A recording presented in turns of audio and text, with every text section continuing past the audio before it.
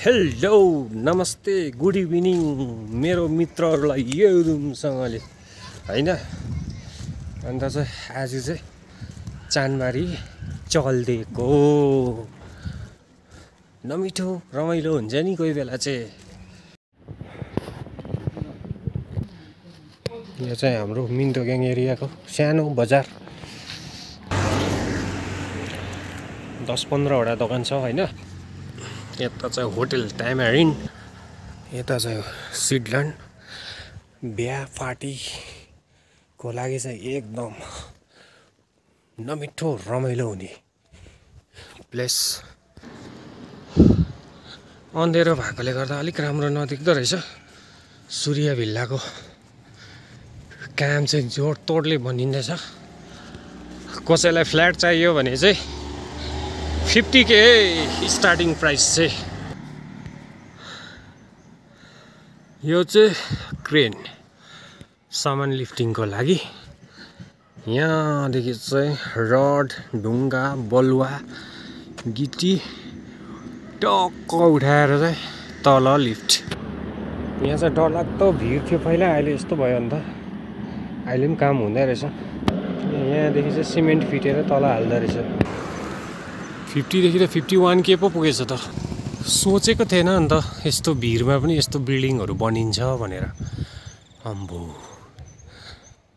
यो चाहिँ tempo heritage.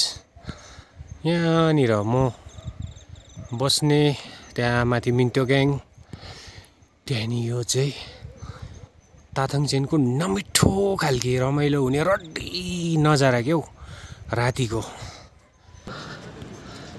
अहिले चाहिँ म आइपुगेँ चानबारी बजार। अहिले त अब अँधेरो भएर त्यति राम्रो नदेख्दो रहेछ कि नजाराहरू। कुनै दिन दिनमा आएको बेलामा चाहिँ मजाले बनाउनु पर्ने रहेछ भिडियो। यो चाहिँ चानबारीको धारा। तर तल हाम्रो अगाडि नालामा बग्ने पानी चाहिँ धारादेखि नै जान्छ। कतिवटा दोकान त यति छिटो बन्द भइसकेछ। अन्त त्यस्तो खास देख्दैन राति चाहिँ हो, यसो टाइम पासको लागि मात्रै बनाएको। दिनमा आएको बेलामा चाहिँ अरू दिन मजाले बनाउँछु।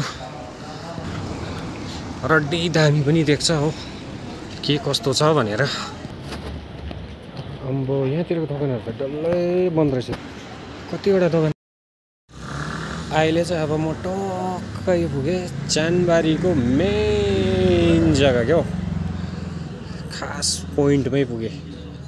यता केस काट्ने, सब्जीदेखि लिएर दुधहरूदेखि लिएर चामल दाल सब किन्ने मेन पोइन्ट चाहिँ चानबारीको यो ठाउँ। यता चाहिँ गोसखान बन्द भएको छैन होला। यो चाहिँ फेरि सकुवाको अचानक रड्डी दामी रहेछ नि त। यो चाहिँ मासु काट्नु चाहिँ योभन्दा खास चाहिँ सकुवाको अचानक काटिदिनु नि। यो चाहिँ चानबारीको गोसखान। यहाँ चाहिँ रड्डी उकालो छ कि यो परदेखि नै गाडी स्पिड आउनुपर्छ, अन्त चढ्छ। र पनि चढ्नु नमान्ला जस्तो गर्छ क्या हौ।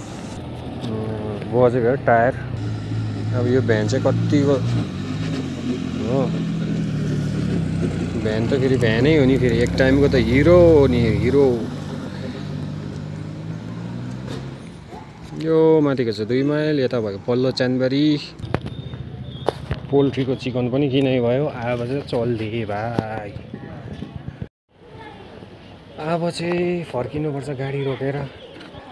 अन्त साथीभाइहरू, मैले एउटा नबुझेको कुरा चाहिँ क्या हो, दुधमा पनि 5 रुपियाँ बेसी दाम बढ्यो भनेदेखि गनगन गर्छ मान्छेले।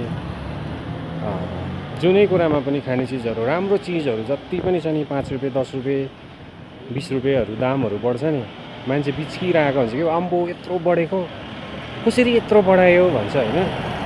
तर रक्सी दोकानमा जानुपर्छ, 125 प्रिन्ट छ भनेदेखि पनि 130 लिन्छ होइन। 2 रुपियाँ 5 रुपियाँ 10 रुपियाँ जति बेसी दामको हुन्छ नि, त्यति बेसी ज्यादा लिन्छ तर कोही पनि बोल्दैन त्यसमा चाहिँ नमिठो रमाइलो हुन्छ नि रड्डी रमाइलो हुन्छ फेरि त्यस्तो हो क्या अन्त रक्सीमा त एउटा चिज त्यस्तो रहेछ क्या कोही नबोल्ने क्या किन भन्दा चाहिँ बेलुका भएपछि त सड्काउनु पर्यो नि त अन्त पो त